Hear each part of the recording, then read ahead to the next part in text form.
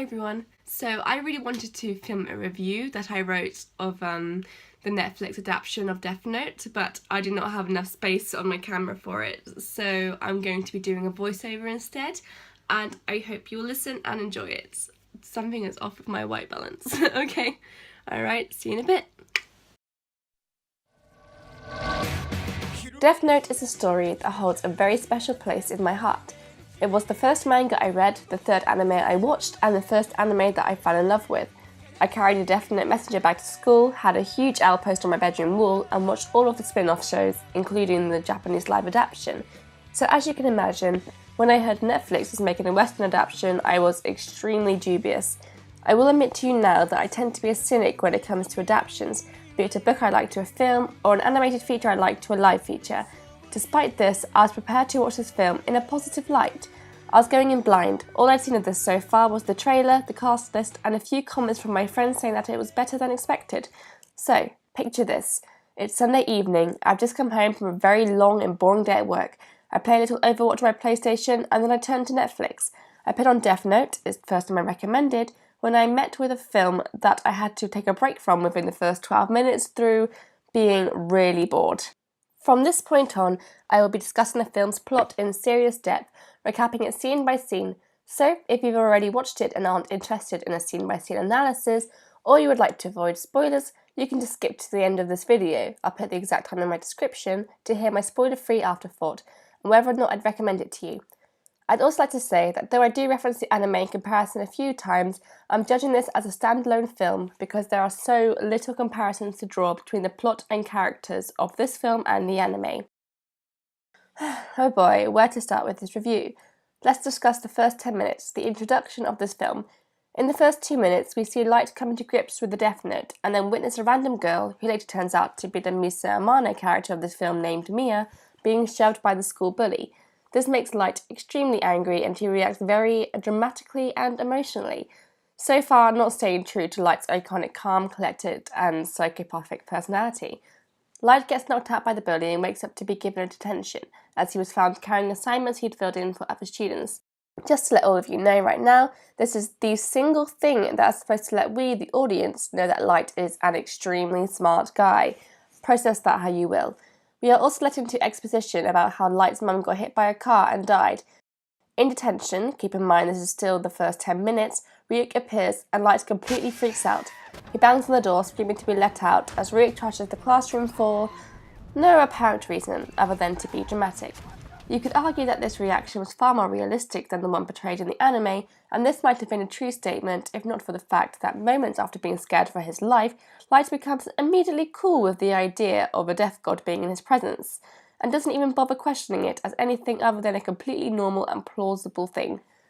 Ryuk points Light to a view of the same school bully from earlier outside, picking on another girl and suggests that Light should kill him, and so Light does, immediately. He writes his name in the Death Note and watches the school bully die. Again, Light is very cool with the fact that he just murdered his peer, and that was the first 10 minutes of this 1 hour and 14-minute film. Not only has this introduction provided with absolutely no setup to what the Death Note is, beside Light muttering one of the rules out loud, but it also presents us with a main character who is completely contradictory. There has been nothing in these 10 minutes to give the audience any assumption that Light is psychopathic or murderous. We are told by his headmaster that he has become a delinquent ever since his mum died, but there has been nothing to prove this statement true. Even if he was shown to be a rule breaker by cheating on assignments, this still gives no reason why he would straight out murder. Ryuk's appearance as well was very anticlimactic. It came far too soon in the film and with no explanation or genuine reaction. If I hadn't watched the anime beforehand, I would be extremely confused as to what just happened. The only good thing I can say about this scene is that Willem Dafoe was a great cast for Ryuk. His voice and image fit perfectly, and I think he would also be a great fit as a Joker. If they should make a Batman film with him as a Joker, that would be great. Just great. Just get rid of Jared Leto, he doesn't need to be here. Moving on to the next scene, 10 minutes into the film, Light is having dinner with his dad, which contains only more exposition to what we've already been told about Light's mum getting hit and killed by a car. Light becomes emotional about this and goes to his room to read the Death Note more. He discovers one page that says "Don't trust Ryuk," written by the previous Death Note keeper, who, by the way, we never learn about. There is a cheap jump scare where Ryuk eats an apple and Light greets him as if this was a totally normal situation. Ryuk egg lights on and Light kills the man that ran over his mum. Light's dad then receives a call and is told that the same man had just died. Why he would get random calls such as this? No reason, other than to confirm to Light that the Death Note worked again. If you haven't watched this film yet, and you were still planning on doing so after watching this review, I would suggest you just completely miss out the 10 to 20 minute mark because this whole scene was just cheap exposition and a repeat of the first scene. 20 minutes in, we see Light reading his Death Note in the middle of PE class with all of his peers surrounding him doing PE. Yeah, because this is something an extremely smart guy would do. Anyway, Mia sits next to Light and has a conversation with him for the first time. We learn her name is Mia, and Light immediately tells Mia about the Death Note and proves it to her by killing a criminal on a live stream who was holding his family hostage. She reacts to this by thinking it's cool, and they go back to his house and have sex. This scene is just one big what the fuck moment. Why would Light tell a random girl about the Death Note, especially one we'd seen on the screen for 2 seconds? There was nothing to insinuate they had a relationship or even knew each other. This conversation seemed like one of two people who had just met. Light then mentions to Mia about how this is justified because his mum got killed in a car accident and blah blah blah blah blah. 2 things to point out that are extremely wrong in this scene. Number 1, Light reveals Death Note to stranger. And number 2, Light does it because he fancies Mia, I guess. Anyone who's ever watched Death Note will know that Light does not actually like Misa. He only uses her and she does whatever he says through blind infatuation. His relationship with her is beneficial only in being Kira, and it is cunning and meticulous. This scene seems to insinuate that, if anything, it is the other way around, with Mia immediately liking Light after finding out about the Death Note. We're at the 30-minute mark, and the news of Kira has spread all across the world, with many believing him to be a messiah. We first see Al, the antagonist of the film, inspecting a Tokyo nightclub where Kira has killed many. We then cut back to Light talking to his dad at breakfast, revealing that he doesn't believe Kira to be a bad person, not suspicious in the slightest. His dad goes to work and is revealed to be in charge of the Kira investigation. He meets with Al's assistant Watari, who gives exposition as to who Al is. Al tells him he knows Kira is in Seattle because of the criminal who Light had killed to prove to Mia that the Death Note was real. Soon after this, we cut back to Light and Mia at school, talking about murdering unconfirmed criminals on a website. Light reasons that they couldn't kill these people because they could be anyone, and Mia tries to encourage him by asking him, "What would you do if some guy fucked me?" This 30 to 40 minute mark wasn't too bad, albeit a little boring. The conversations between Mia and Light proved to be increasingly awkward, with Mia being revealed as more and more bloodthirsty as the film goes on. The introduction to Al was swift, but it is clear that Keith Stanfield was an excellent casting for Al. He portrays accurate mannerisms true to character, he moves with a social ineptness, and he well portrays his character's high intelligence, which reminds me of why Al was my first ever anime crush. Good times. Okay, I had to take a deep breath in for this one because the next 10 minutes has a whole load of content just squeezed into it. Al decides to make a television appearance.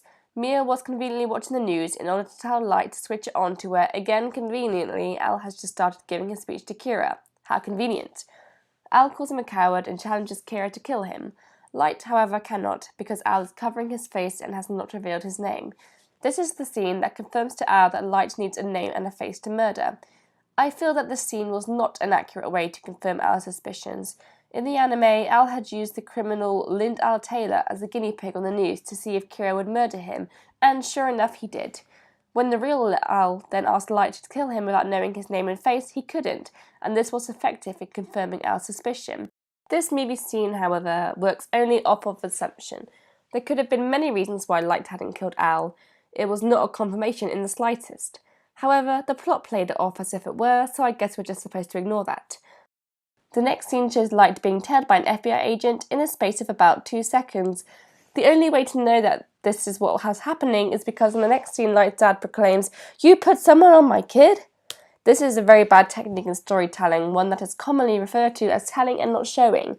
This information could have been easily told to us by having a longer scene of Light realising he's being stalked.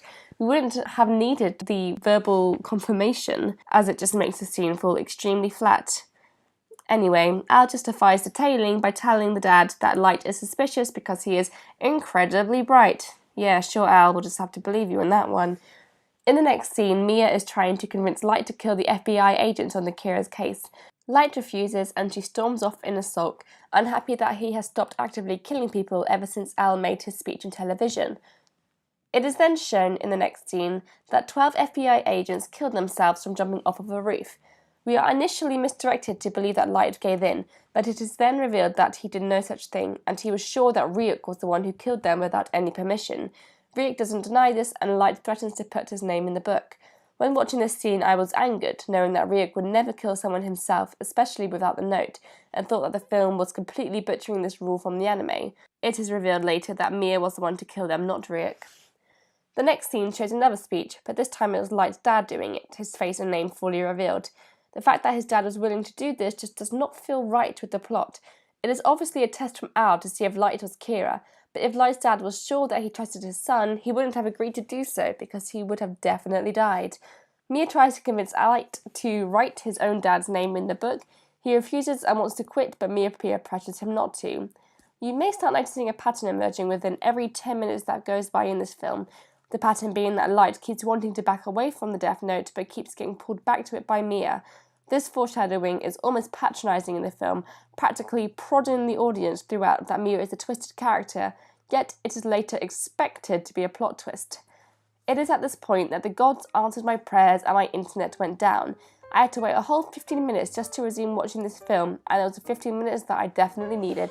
I made a cup of tea, read a bit of my book, and just enjoyed the good and simple life, until my internet came back on and I had to continue watching this film.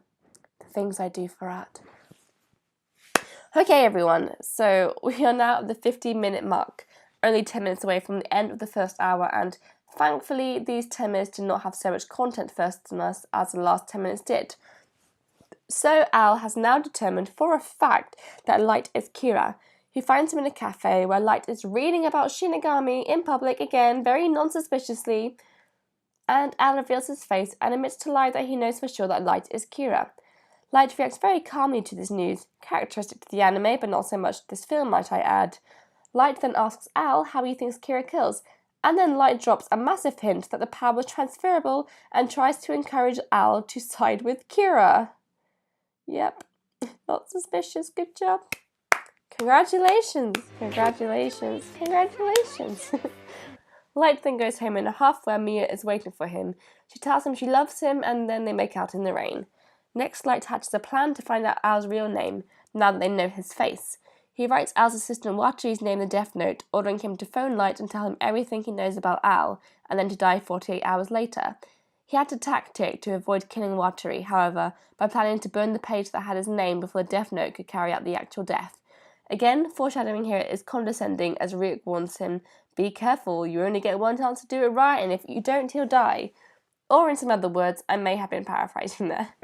I wonder if the fact that Mia is bloodthirsty and in reach of the Death Note will have anything to do with this. Watari does call up Light, but admits that he knows nothing about who Al is. All he knows is that he picked him up from an orphanage where they were being conditioned to be highly intelligent detectives, and all evidence of his identity is hidden in the records of that place. Light orders him to find the information. So we've reached the end of the first hour. Congratulations if you made it this far, because so far I have been really bored watching this film and just wanting to turn it off. If it's any condolence, however, I do believe that the last 40 minutes of the film were far better than the first 60.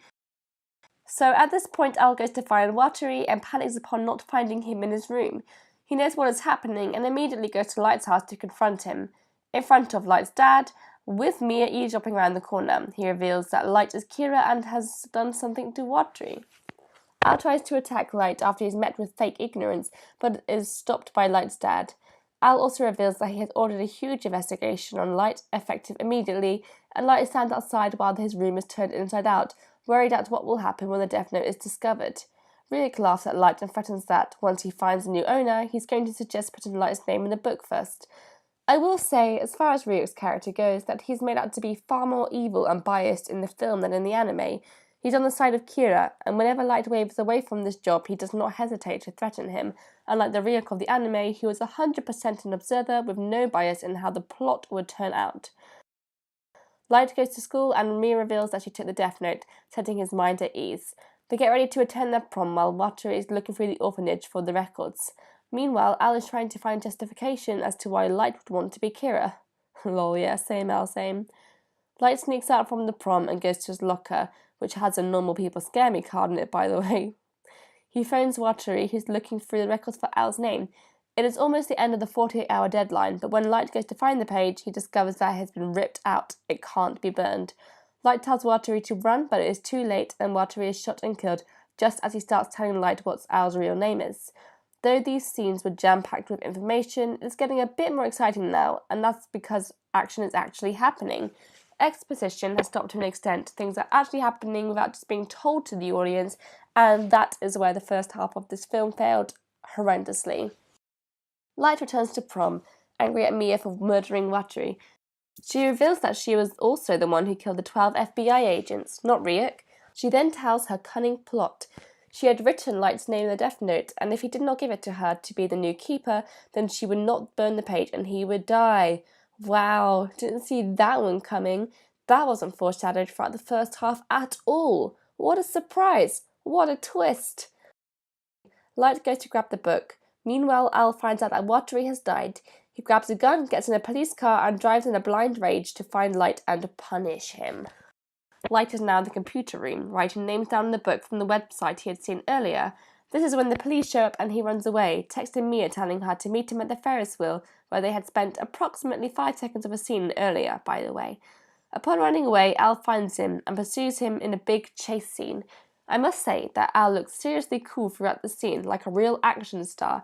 I suppose not very Al-like, but works great in the context of this film. This past scene was the first scene I actually enjoyed in the whole film, 70 minutes in. Maybe it was due to a sort of relief, a freedom and no longer being under the thumb of obnoxious foreshadowing. Maybe. So after the chase scene happens, Al has finally caught up to Light and points a gun straight at him, demanding his surrender.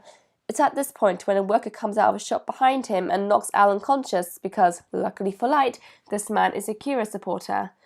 Light has now met up with Mia at the fair and they get into the Ferris wheel, Light demanding the worker to take their carriage to the top. He then shoots a mechanism so they cannot come back down.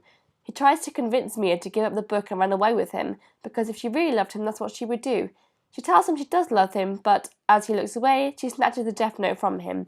She then finds out that Light had also written her name in the book and hoped she wouldn't take it so that he could burn it. It is now that the Ferris wheel begins to collapse and Mia falls out of the carriage, being held by Light in quite an exciting action sequence. Ryuk turns out to be the one pushing the Ferris wheel over, and Mia struggles to hold on as it continues to collapse. The death note falls out of the carriage and Mia grabs it, which causes her and Light to both fall. Light falls into the water and begins sinking into the depths, while Mia lands on the bank and is killed immediately upon impact. The death note then washes up on a bank where a random old man finds it.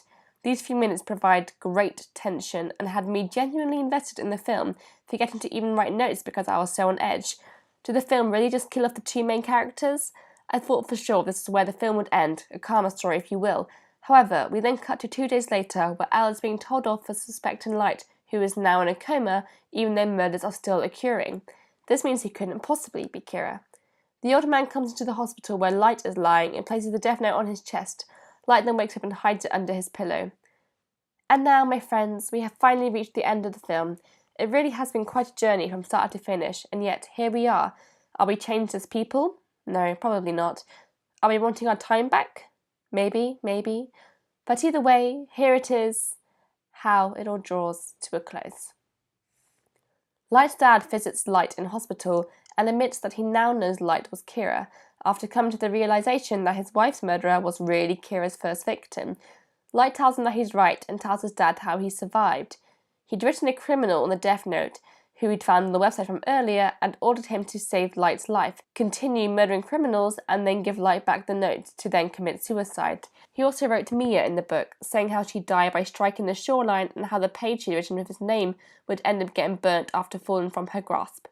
For the first time during this movie, I find myself being surprised, not having expected this plan. It left me with a nostalgic feeling for the anime, having loved it for the way it was written cleverly with intricate plans such as this. At long last, Light's intelligence was showing rather than being told to us, though I'll admit I'm not sure why he admitted this to his father when it could only lead to his arrest or something. While Light tells the story, we see that Al has found a page from the death note in Light's room, and is looking at a picture of his face with a pen in his hand, a crazed look in his eye as he hesitates, the actor brilliantly portraying the conflict going on inside his brain. The film ends as Ryuk laughs manically at Light, saying his catchphrase from the anime, "You humans are so interesting." The film comes to an abrupt and ambiguous end. So, what can I give you as my final thoughts from Netflix's adaptation of Death Note? It started off extremely rocky, boring, and illogical. If it wasn't for the last 30 minutes, I'd have given it an outright 0 out of 10. Like I said earlier in my introduction, I do not want to rate this film in comparison to the anime because, as you will now understand, there are far too many dissimilarities. Light Turner may share the same first name as Light Yagami, but he is not the same person. Neither is Mia Tamisa, and neither is their relationship to each other. Alan and Ryuk also were not exactly like their anime selves, but they did hold some characteristics and mannerisms that remain similar. As a standalone film, I'd have found the first 20 minutes confusing and the next 50 just plain boring. If I hadn't wanted to write a review, I'd have probably turned this film off and go back to my video games. But again, the film did redeem itself in the last half hour. It had great action sequences, exciting moving narratives, and a plot that was just genuinely well written and clever. It was reminiscent of the anime, even though not a match in terms of plot and character. Were I to judge it by the last 30 minutes alone, I'd give it a high 6 out of 10, and I'm not someone who's very generous with my ratings. Even Death Note on my anime list is rated as only an 8 out of 10, despite how much I love it, but that's a story for another time. Conclusively, I give this film a 2.5 out of 10, and honestly, I would not recommend watching it. Do you agree with my thoughts on this film? Tell me what you thought of it in the comments below. Thanks for listening and have a great day. Bye!